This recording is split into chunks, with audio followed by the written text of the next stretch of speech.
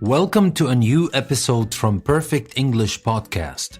Today we're going to learn some idioms that we can use to talk about having problems or to express different kinds of problems we might have.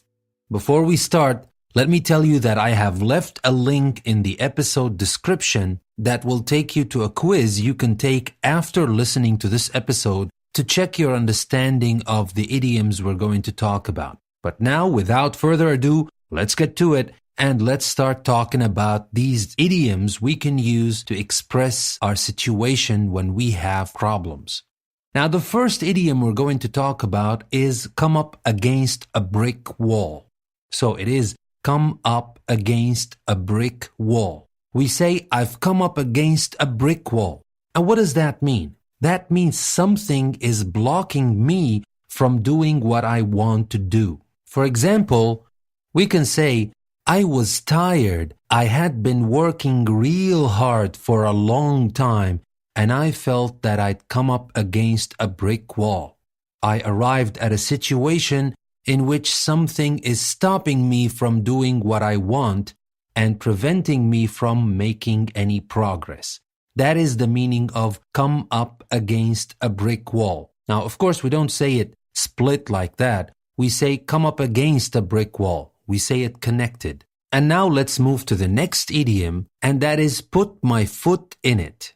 You need to know that we can say put my foot, put his foot, put your foot. My is variable. You can change it if you want.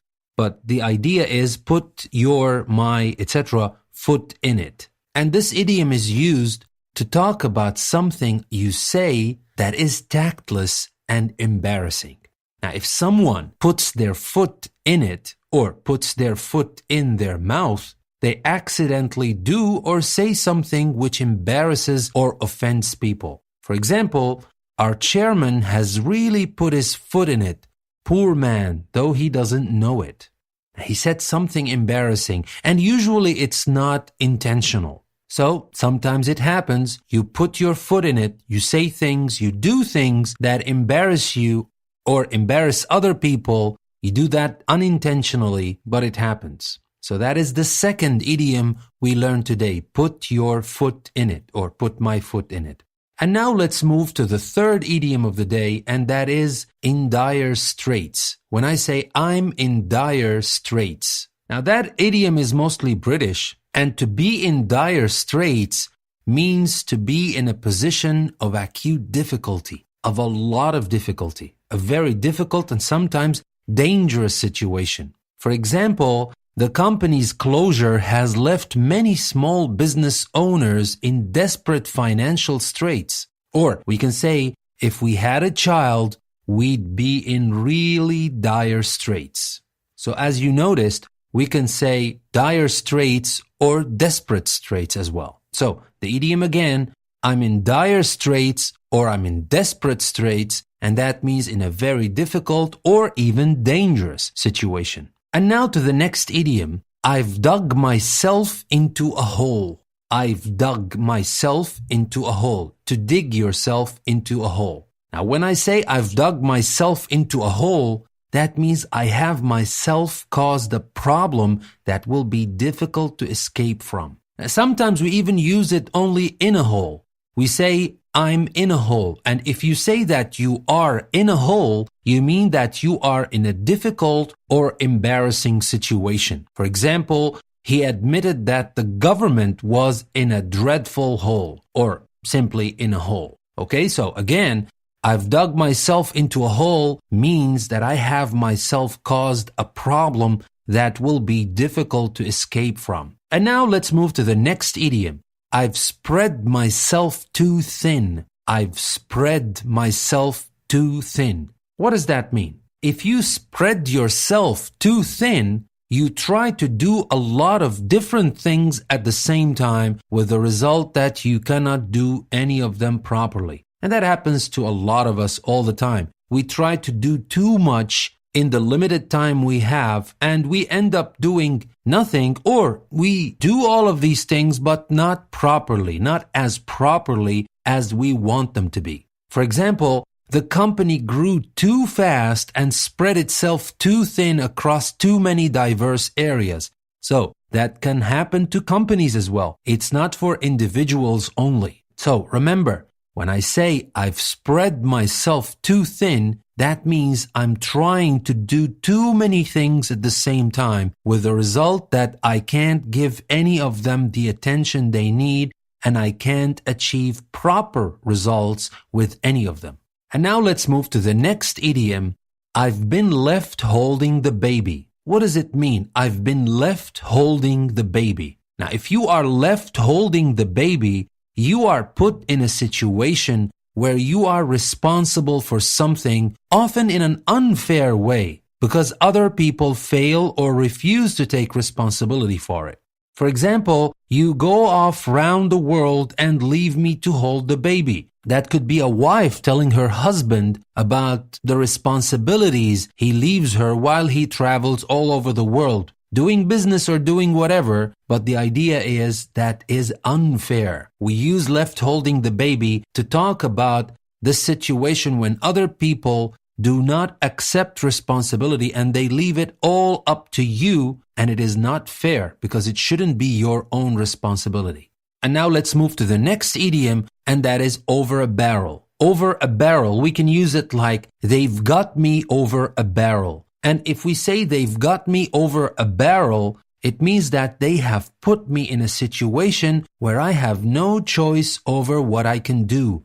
They leave me powerless. I can't do anything about it because I don't have the power to change or choose. So that is, they've got me over a barrel. And now for the next idiom, and that is a stumbling block. You can say, for example, I've come up against a stumbling block. What does a stumbling block mean?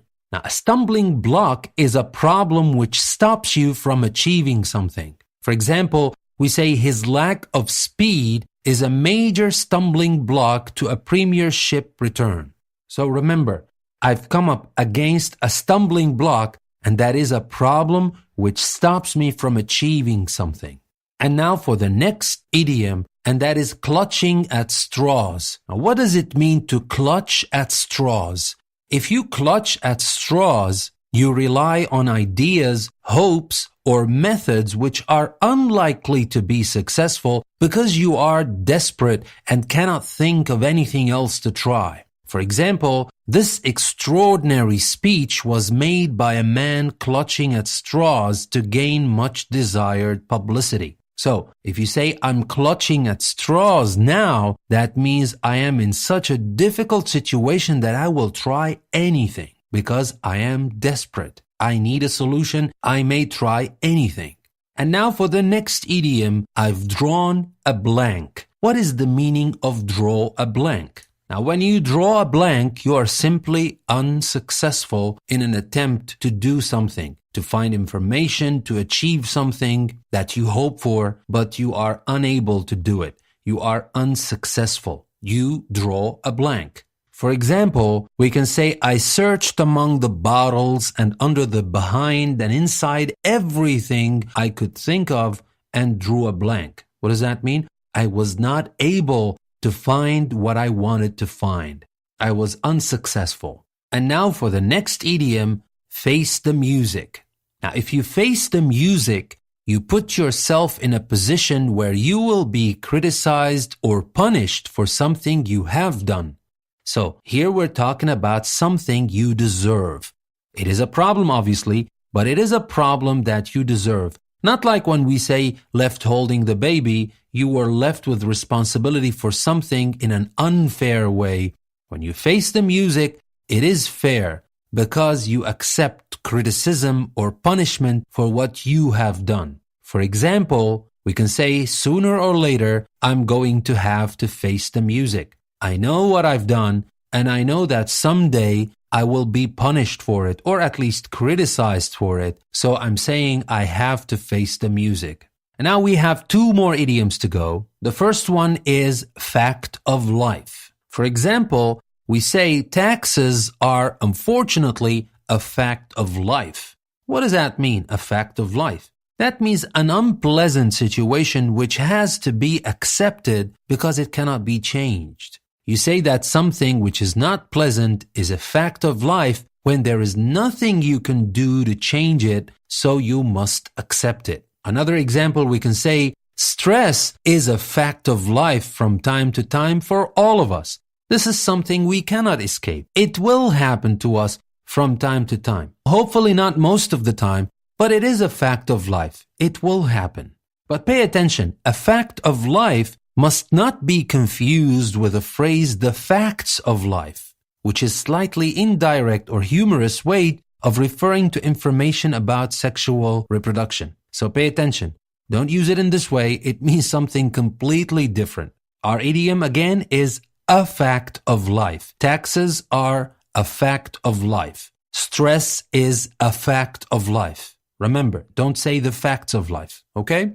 And now for the last idiom for today, and that is easier said than done. Now, if you say that something is easier said than done, you are emphasizing that although it sounds like a good idea in theory, you think it would be difficult to actually do it. For example, avoiding mosquito bites is easier said than done. So yeah, it's easy to talk about it and think about it, and in theory it should be possible. But in reality, if you are in a place with a lot of mosquitoes, you will be bitten. It's not easy to avoid it. Another example, one person says to another, "Why don't you take the train to work? Then you would avoid all the traffic jams." And the person responds, "Easier said than done. There are no trains at the right time." So here, easier said than done, again talks about something you say when something seems like a good idea, but is difficult to actually do. So these were all the idioms I wanted to share with you that express the idea of having problems. We talked about different idioms that mean different kinds of problems you might have in your everyday life. They're very useful, they're common, they are used. They're not those idioms that nobody uses, or they're very regional where they're used in only one place and not the other. And now, before I leave, don't forget to take the quiz and check your understanding of the idioms we talked about today. This is your host Danny saying thank you very much for listening to another episode from Perfect English Podcast. I will see you tomorrow in a new episode. Thank you very much.